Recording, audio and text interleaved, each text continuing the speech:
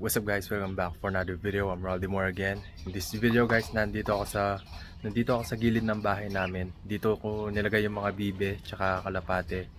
So in this video guys, samahan niyo ako magpakain and bibigyan ko na rin kayo ng update sa mga kalapate ko na nilipat dito. Kung napanood nyo guys yung video na gumawa ako ng breeder cage.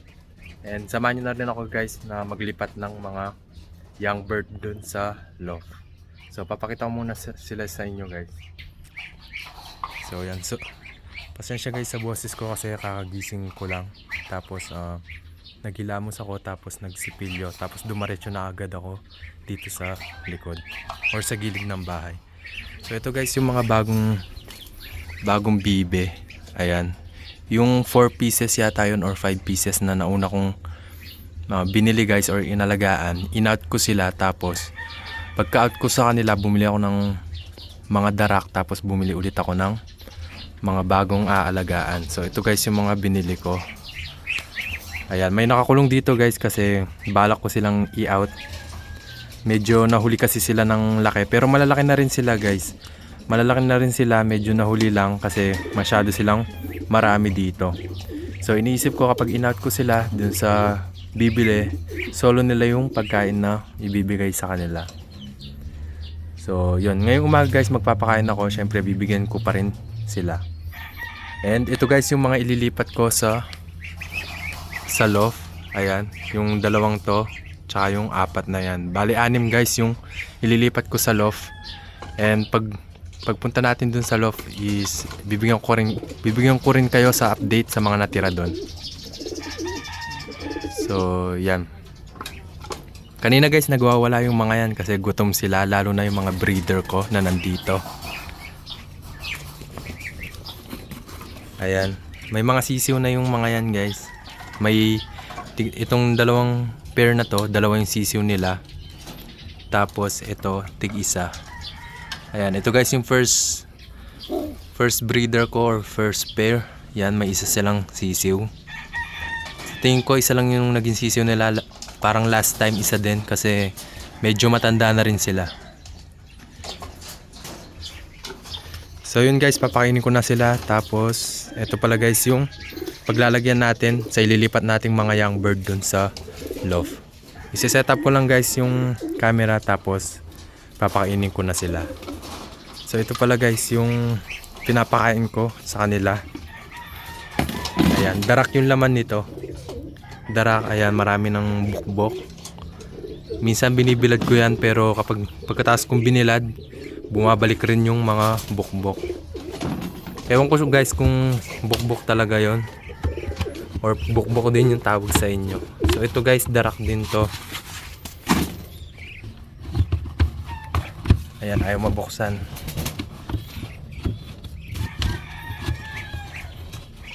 Ayan guys, darak din. And ito naman yung palay. Ito guys, pandagdag ko sa darak kapag nagpapakain ako ng mga bibe.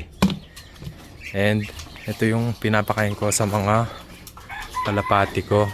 Ayan, pellet guys to, tapos may kasamang conditioner. Yung conditioner guys, sama-sama na yun na may mais, sunflower, trigo. Ayan, may peas pa, green peas, tapos may kulay pula na bilog. So isi-set up ko lang guys yung camera, tapos papakainin ko na sila.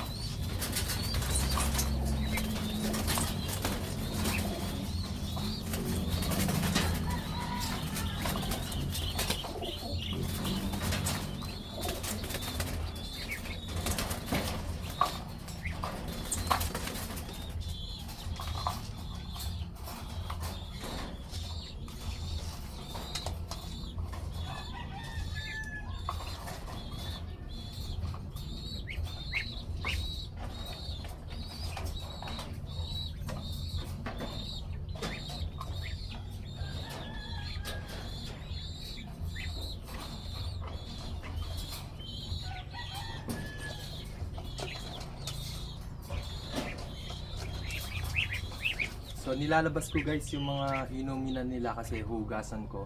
Tapos yung mga young bird na ililipat natin dun sa loob, hindi ko na sila papakainin. Doon ko na sila bibigyan agad ng pagkain pag nalipat ko sila sa loob. Kasama yung mga natira doon.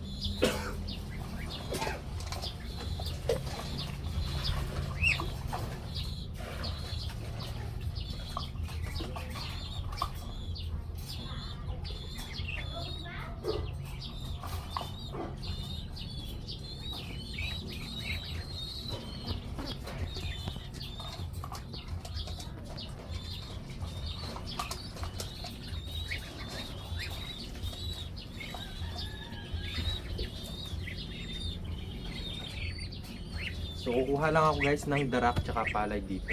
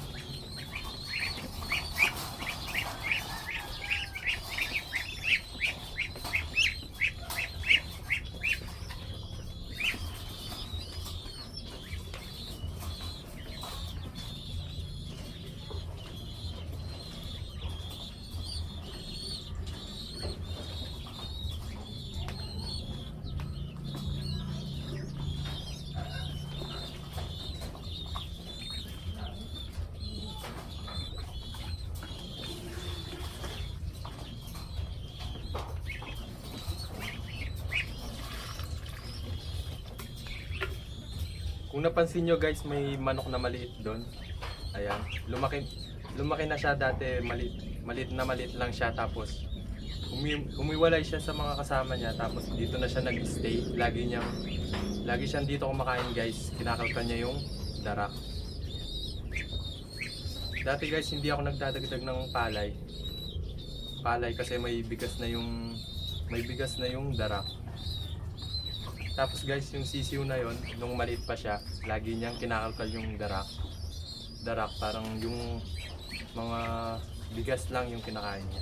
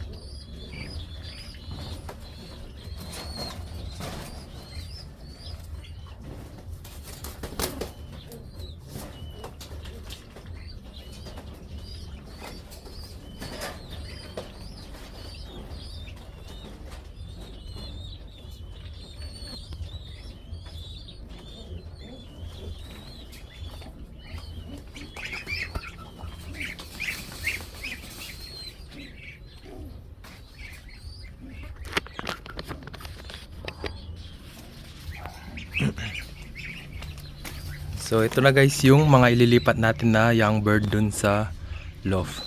Tapos napakain ko na rin yung mga breeder ko. Ayan, 4 na pares yan guys. Tapos may isa pang breeder dun sa loft. Dati 5 yan guys yung nandito. Pero dumating si Ben, bumisita siya dito, tapos binigyan ko siya ng isang breeder. And nung last time nakausap ko siya nung isang araw, nangitlog tsaka namisana ng sisiw yung mga kalapate or yung pair na binigay ko sa kanya. So yun guys, samahan niyo ako, ilipat natin sa malaking loft to yung mga young bird na to. Bali 6 sila. Tapos dun sa malaking loft or dun sa loft na ginawa ko, merong 5 doon guys. Tapos yung isa breeder sila or pair. So ito guys yung mga bibe na kinulong ko, may pagkain na rin sila.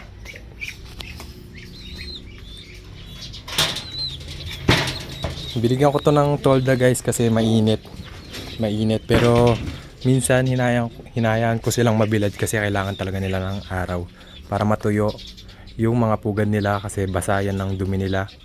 Tapos para mabilad na rin yung mga young bird. Yung mga young bird na to guys, yung dati nagkabulutong sila, hindi ko alam kung bakit. Tapos ito, hindi din ako sigurado, baka magkabulutong din sila, pero naalis din naman agad yung mga bulutong nila kasi alaga sa pagkain tapos sa vitamins nun guys. Binibilang ko sila ng vitamins tapos hindi sila naubusan ng pagkain. So yan, mga mamayang tanghali siguro guys, magpapakain ako ulit, tapos hapon ulit. Kasi guys, Lalo na kapag may mga young bird or mga sisiw sila, mas malakas silang kumain. Tapos halos yung nakakain ng parents is sinusubo niya or pinapakain niya lahat sa mga sisiw. So babalik ko lang guys yung lona.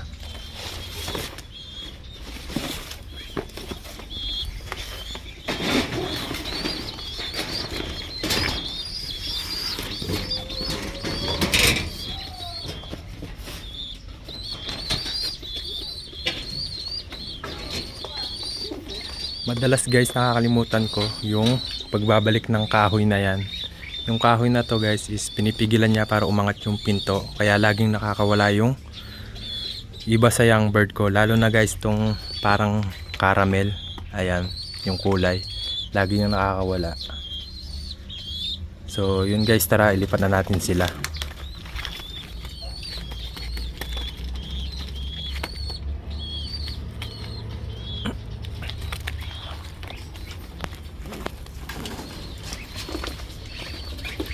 Ayan guys, hindi pa nila naubos yung binigay ko.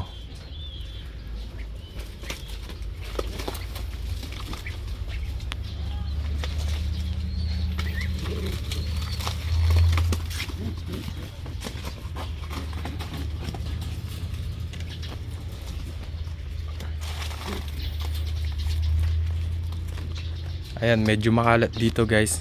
Lalo na yung mga dahon kasi hindi ako nakapaglinis or hindi pa ako nakakapagwalis.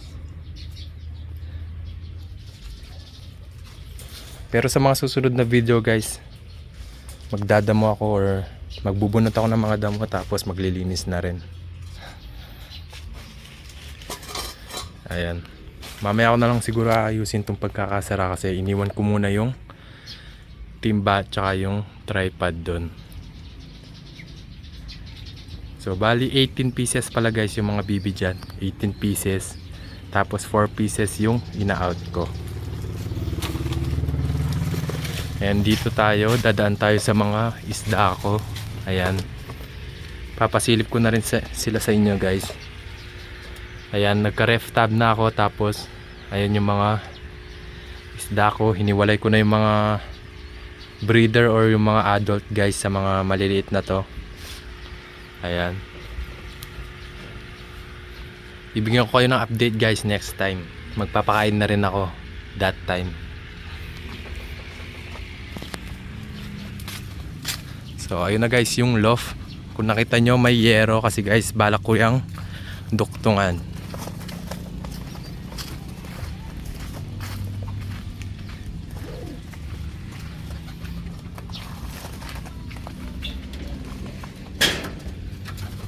So ito guys yung mga natira sa loft. Ayan, ito guys yung sinasabi kong na pair. Magkapares yan. Tapos yun yung mga naging young bird nila dito. And sa tingin ko malapit na naman silang mangitlog kasi gumagawa sila ng pugad. At may extra hen doon. So yan guys, kakabigay ko lang ng pagkain kanina. Ayan, natira yung sunflower seeds. Tapos dadagdagan ko na rin sila ng inumin.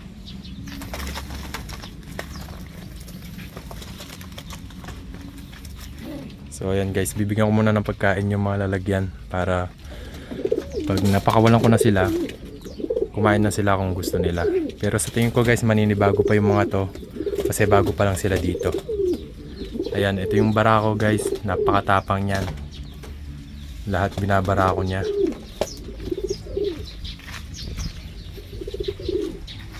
Kung ano yung pinapakain ko sa mga breeder ko guys, ganito din yung pinapakain ko sa lahat guys. Basta sa mga kalapati ko, ito yung pinapakain ko. Pellet tsaka conditioner pinaghalo ko. Yung pellet guys, nasa sa inyo kung ano yung gusto nyong pellet na ihalo sa conditioner. Tsaka sa conditioner guys, may iba't ibang klase din ng conditioner. Iba-iba yung mix. Yung mixing ano na guys, yung pag yung mga ingredients guys na nakalagay. Ayan.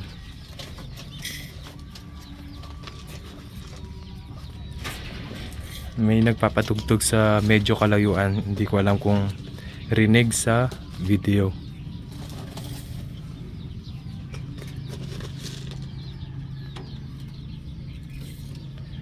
Ayan, sa tingin ko okay na yan. Papakain ko na 3 beses or 2 beses kasi ako guys nagpapakain sa isang araw.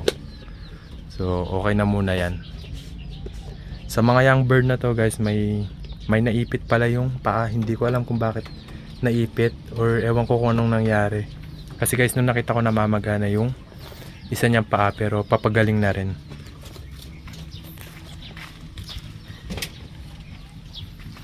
Nagro-ronda na to guys, kasama nila yung mga young bird nila. Ayan, ito yung young bird tsaka yung nasa ilalim na yon.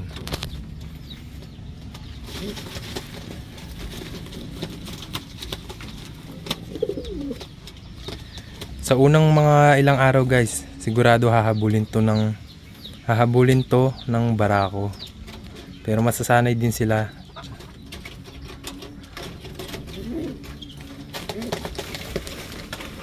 Ayan.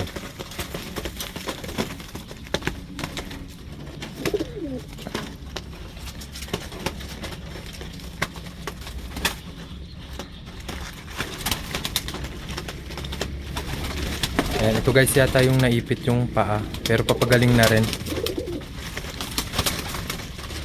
Ayan. So bali 11 na ata guys yung nandito. 11 pieces na kalapate. And I hope one day or sa mga susunod na araw makapagronda na sila na sama-sama.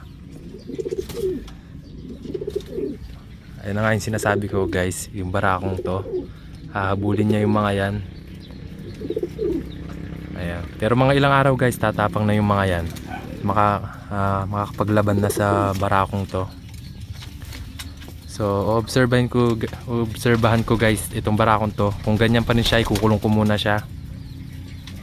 Kukulong ko muna siya kasama yung pares niya. So ayan, wala pala silang tubig or inumin. Palitan na natin.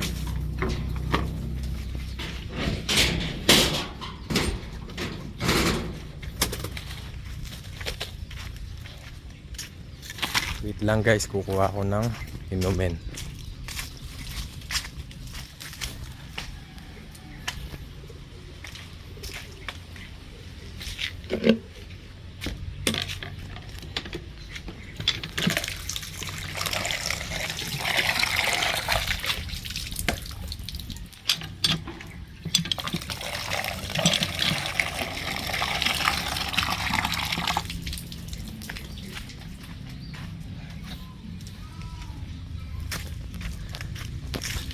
So ayan guys,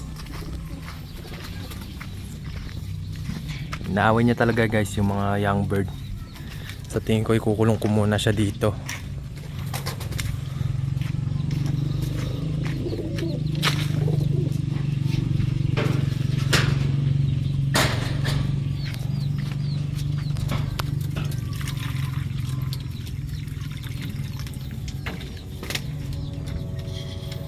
Paghatiin natin yung pagkain para hindi sila nag-aaway.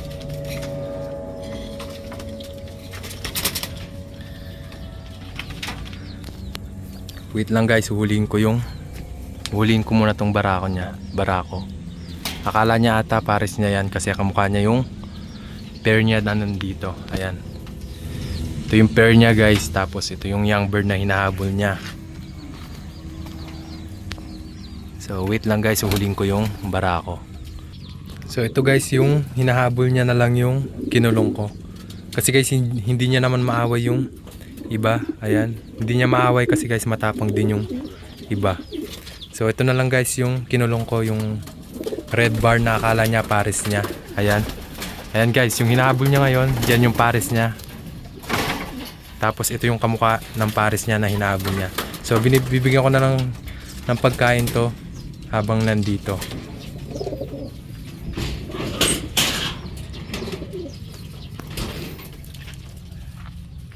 So that's all for this video guys. Thanks for watching. If you are new to my channel, please support me. Subscribe and click the notification bell so you will be notified on my next and future videos. Thanks for watching. See you to my next video. Roaldimore signing out.